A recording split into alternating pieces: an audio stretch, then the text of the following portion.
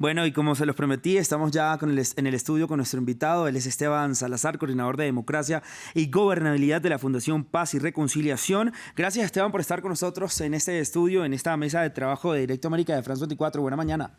Muy buenos días, muchas gracias por la invitación a toda la audiencia de France 24. Hagamos entonces, para entender un poco el contexto, Esteban, un balance de lo que ha sido toda esta campaña de Gustavo Petro, ¿no?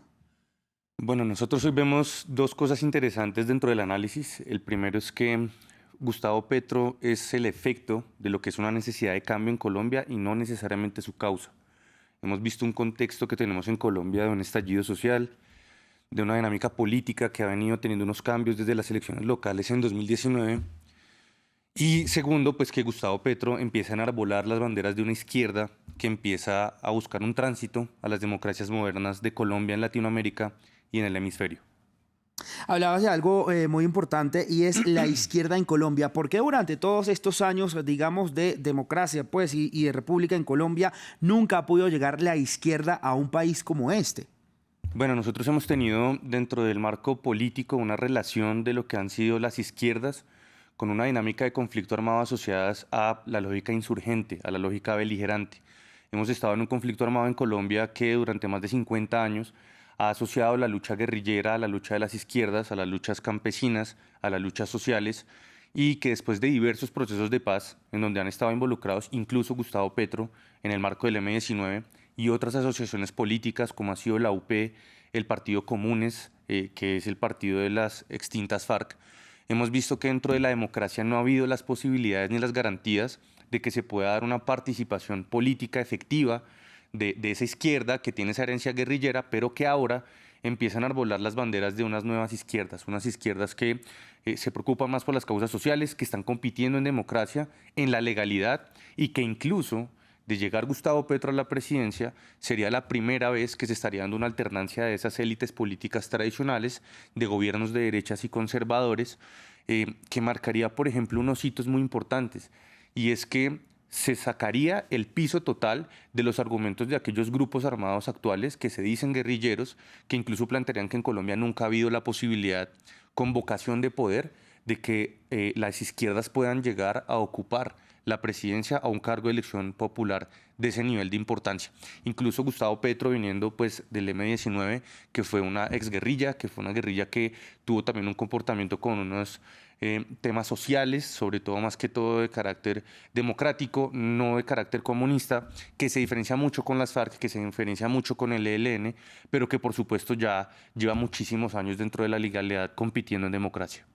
Vamos a hablar ahora, Esteban, también para nuestra audiencia internacional el balance político de Gustavo Petro, ¿no? De las gestiones anteriores. Fue, entre muchas cosas, alcalde de Bogotá en 2 periodos, a 8 años al frente de la alcaldía. ¿Cómo ha sido esta carrera política de Gustavo Petro para llegar a este punto donde podría ser el presidente de Colombia? Pues si ganaría en segunda vuelta, porque como también vemos en las encuestas, pues no le daría para ganar este 1 de mayo de una vez como ser el presidente de Colombia con el 50% más uno, ¿no? Gustavo Petro ha ocupado diversos cargos de elección popular. Dentro de esos, él fue concejal de uno de los municipios donde empezó su trayectoria dentro del M-19, que fue Zipaquirá, en el departamento de Cundinamarca, acá, que es muy cerca de Bogotá.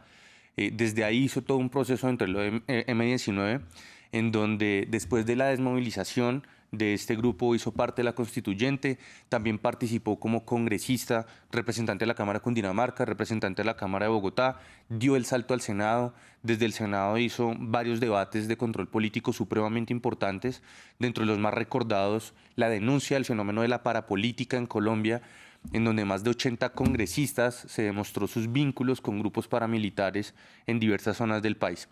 De ahí, con ese reconocimiento público y político, militó en otros partidos de izquierda como el Polo Democrático Alternativo, que fue el primer partido en lograr que un candidato superara el umbral del 1.000.000 de votos dentro de una candidatura presidencial, dentro del que estaba el líder Carlos Gaviria. Y desde ahí empezó a hacer una escuela Gustavo Petro para empezar a aspirar hacia cargos más importantes, como lo fue la elección presidencial en 2010, donde se lanzó por primera vez a esta candidatura. De ahí hizo un efecto que nosotros llamamos el efecto consulta presidencial perdedor, que es donde tú aspiras a pérdidas dentro de una gran elección para consolidar unos votos hacia otra elección menor, bien sea una gobernación o una alcaldía. Sale a la alcaldía de Bogotá en el 2012, obtiene también una de las mayores votaciones de las izquierdas, a pesar de lo que había sucedido previamente dentro de su propio partido, donde había salido un exalcalde de Bogotá vinculado por temas de corrupción bastante graves. Logra subsanar eso, llega a la alcaldía con una alta favorabilidad, pero se encuentra con un fenómeno importante de ingobernabilidad, toda vez que no tenía las mayorías dentro del Consejo de Bogotá. Eso le generó diversos problemas dentro de la aprobación de su presupuesto, de sus planes de gobierno y de las grandes reformas que él planteaba para Bogotá. Culpa y aparte, digamos, dentro de ese escenario ha habido muchos señalamientos sobre incluso la gobernabilidad dentro de su gabinete propio. De los secretarios con los que él empezó, en su mayoría renunciaron o los renunció. Eso generó una inestabilidad dentro de las políticas públicas de la ciudad, llegando al final a tener casi el 18-19% de favorabilidad dentro de lo que fue la gestión y de lo que era su imagen en la alcaldía de Bogotá. Particularmente, después de ese escenario, él ahí había montado una estructura que era la Bogotá Humana. Es un proceso que él hizo propio.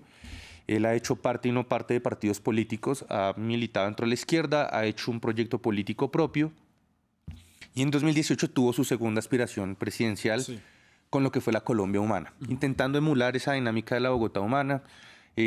Logra también superar nuevamente su umbral de participación respecto a un candidato de izquierda dentro de una consulta que hizo, dentro de una primera vuelta presidencial y una segunda vuelta donde alcanza los 8 millones de votos.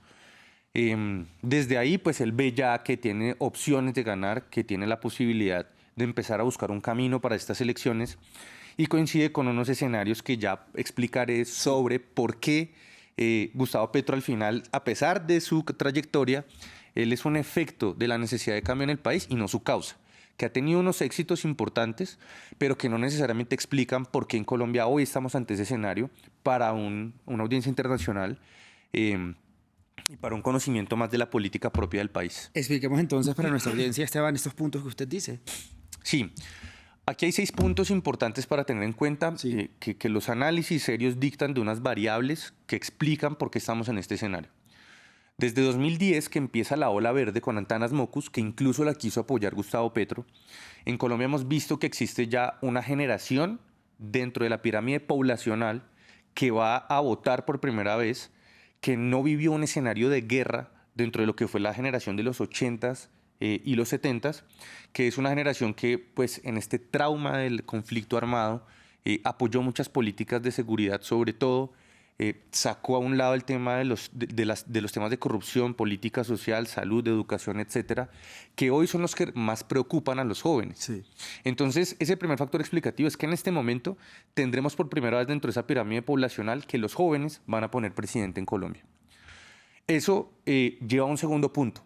El segundo punto es que durante el gobierno de Juan Manuel Santos se pasa de la lógica de la contrainsurgencia, del tema de la política de seguridad, hacia lo que es una política de búsqueda de un acuerdo de paz y salidas negociadas al conflicto armado que ya venía en un nivel de desgaste muy alto. Llegamos entonces al plebiscito en 2016. Sí. Se empieza a dar una democracia plebiscitaria, es decir, una democracia que está polarizada entre el acuerdo de paz y el no acuerdo de paz, la guerra y la paz, con unas fracturas muy importantes como sociedad que por primera vez dividen a las élites políticas en Colombia. Dentro de los que ya están cansados de la situación de guerra y dentro de los que quieren dar un paso al costado y avanzar hacia lo que podría ser un espacio de reconciliación. Sí.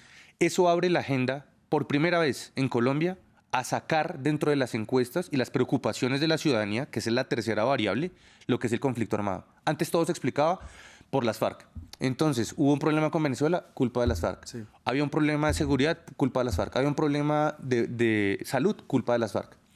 Y cuando sale esa variable importante que se instrumentalizaba políticamente, vemos cómo ya se empiezan a dar unos escenarios en donde se empiezan a abocar otras causas, como la lucha contra la corrupción. Sí. La lucha contra la corrupción da este tema de la posibilidad de que la gente refrende lo que sería toda la posibilidad de unas reformas importantes anticorrupción. Eso impulsa una candidatura dentro de la cuarta variable, que es en 2019, en donde Colombia por primera vez en las 10 capitales departamentales más importantes logra hacer una renovación de las alcaldías de lo que eran partidos tradicionales a partidos alternativos. Y en el quinto y sexto variable, ya para finalizar, está que la gente pues empieza a ver que el gran problema del país no era solo el tema del conflicto armado, sino la salud, el desempleo, la educación y la seguridad a nivel urbano. Eso lleva entonces a que la pandemia empieza a catalizar todo ese fenómeno, quinto variable, y sexto, llega el estallido social. Sí. Y el estallido social ya marca una ruptura dentro de la política que hoy, pues sencillamente quien haya podido interpretar y capitalizar ese escenario es dueño de la posibilidad de poder ocupar la presidencia en Colombia.